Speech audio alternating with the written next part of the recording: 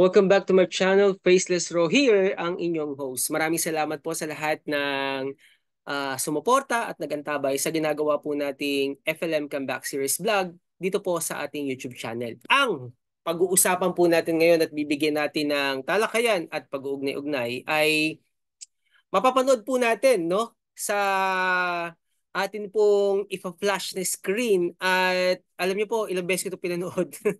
Kasi pinag-iisipan ko din talaga, no, na tatakbo ba talaga si Doc Francis Leo Marcos this coming election 2025. So sa next year na 'yon, mga kababayan, di ba?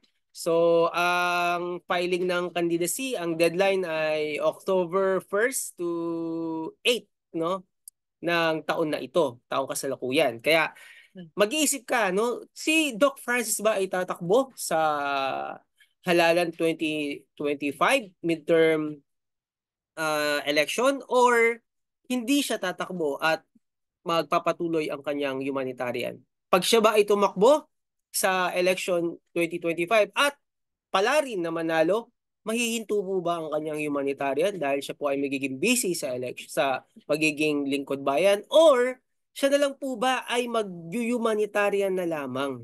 So, yan po yung pag-uusapan natin at bibigyan natin ng mga ilang mga komento. Okay? So, pakinggan na po natin itong video na ito na napanood natin at gusto ko pong anuhin ninyo. Unawain. Okay? Bigyan natin 'to ng ng analyzation. Analyze po natin at syempre kung ano man ang maging desisyon. Katulad lang lagi natin sinasabi, maging desisyon ng ating pandemic hero, ayan po ay susuportahan po natin. Okay po? Sara, si Gringo, si Marcoleta. Kaibigan ko si Gringo. Kaibigan ko si Gringo. Pagsabay-sabayin mo na sila. Masasabi.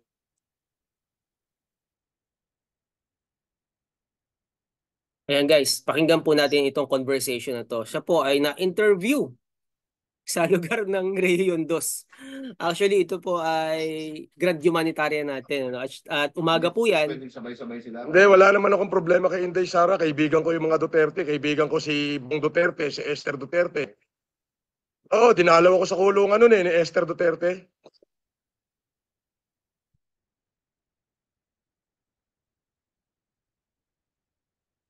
Ayan, malalaman po natin dito sa interview na ito na very lang, no, short and dire-diretsong pagtatanong kay Hindi, pagtabi mo kami ni Doc Gringo. Francis.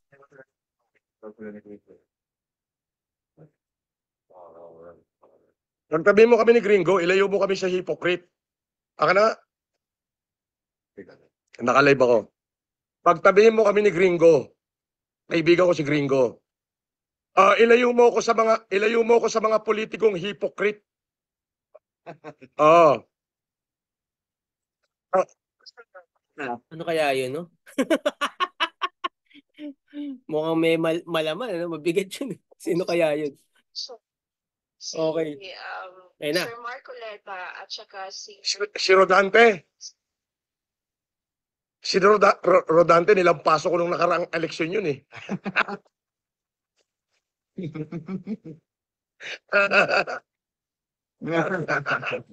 Walang boto nung nakaraang. Anyway, ganito. Kaibigan ko naman. Si Gringo, kaibigan ko yan. Yan. Magaling na leader yan. Kung hindi nga ako tatakbo, siya yung susuportahan ko eh. okay po. Okay, ako tatakbo, siya susuportahan ko. Naka-live pala ako, Oy. sorry. Ayun, di ba? Parang I-mute ko lang. maliwanag ba yung narinig natin? Sige po. Sige. Mukhang tatakbo si Doc Francis, ha? Okay. Doc F. Pero Pinag-iisipan ko, malalaman natin parang, yan. Ito. parang politics is not a cup of coffee anymore to me. I just want to do humanitarian throughout the land. Yes, that's it. Pero sir, kung gusto niyo po, opinion ko, mas kasi kayo kung nasa competitive kayo, hindi kayo na makaharap. Nakita mo yung humanitarian ko dito sa Northern Luzon ngayon. Tingnan mo sa LM Comeback. 3 araw to. Personally, nandito ako rito. Nandito ako ngayon.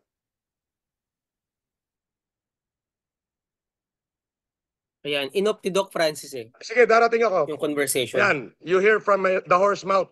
Darating talaga ako. Ano kaya Sige. yun, no? Sabi mo kay Gringo, kaibigan ko yun.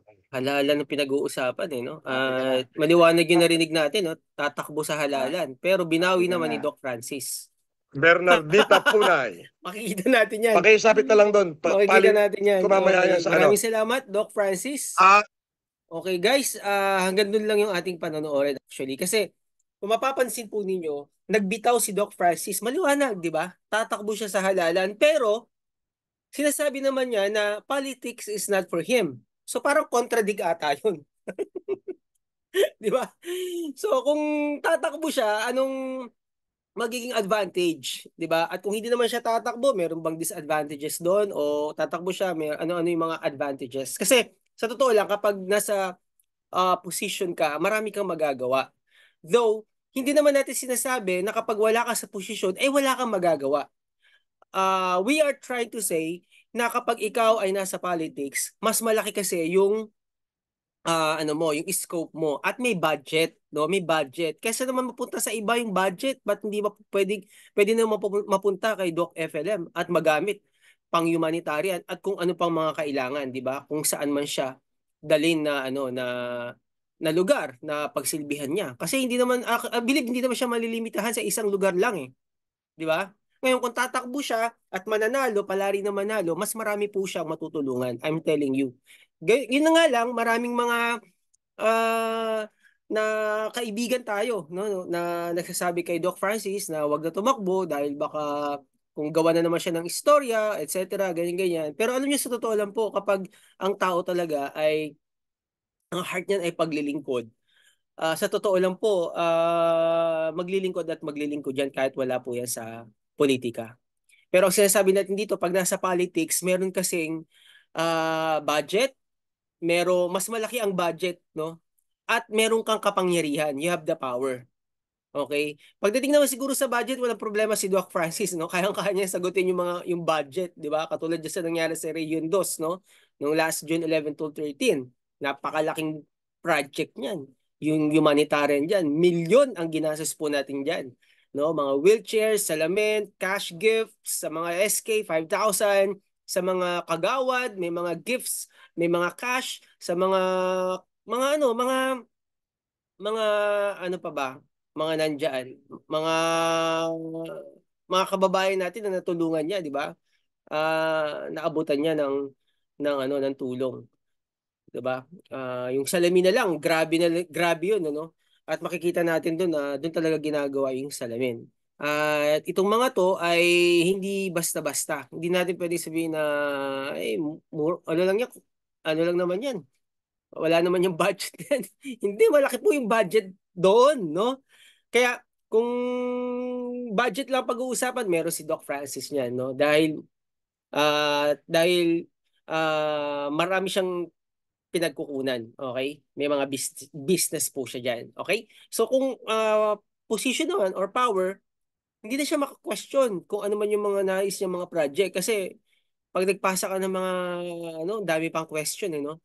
Though meron siyang mga kilala, pero syempre may mga tao naman hindi naman lahat ng mga tao hindi naman natin mapi-please pagdating sa ganyan, 'di ba? Sa humanitarian. Kaya ano po masasabi ninyo sa kung tatakbo ba sa next year election ang ating pandemic hero? Walang iba kundi si Doc Francis Leo Marcos. So suportahan po ba natin? Or hayaan na lang natin, encourage na lang natin siya na Doc FLM Idol, boss, mag-humanitarian na lang tayo. Pero kung ako po tatanungin po ninyo, ano man ang maging desisyon ng ating pandemic hero, tumakbo man siya sa politika o hindi man siya tumakbo sa politika, ay susuportahan po natin yan. Okay? So God bless Doc FLM sa iyong mga adhikain, sa iyong mga plano, at kung ikaw man ay tumakbo, naniniwala ako na maraming susuporta sa iyo at naway palarin ka kung ikaw po ay tatakbo sa 2025 election. At kung hindi naman, naniniwala ako na may malaking plano ang Diyos sa iyo sa pag-humanitarian na ginagawa mo sa Luzon, Visayas at Mindanao. At syempre kung ako po yung tatanungin, mas maganda po tumakbo siya. Sa akin lang po yun, personal, ka lang po yung view. Okay guys, maraming salamat po sa lahat ng mga nagmamahal sa ating pandemic hero. Walang iba kundi si Doc Francis Leo Marcos. At salamat din po sa lahat ng nagmamahal kay Faceless Raw. Kita-kita po muli tayo sa susunod natin pong episode dito lamang sa ating YouTube channel. God bless everyone. Bye-bye.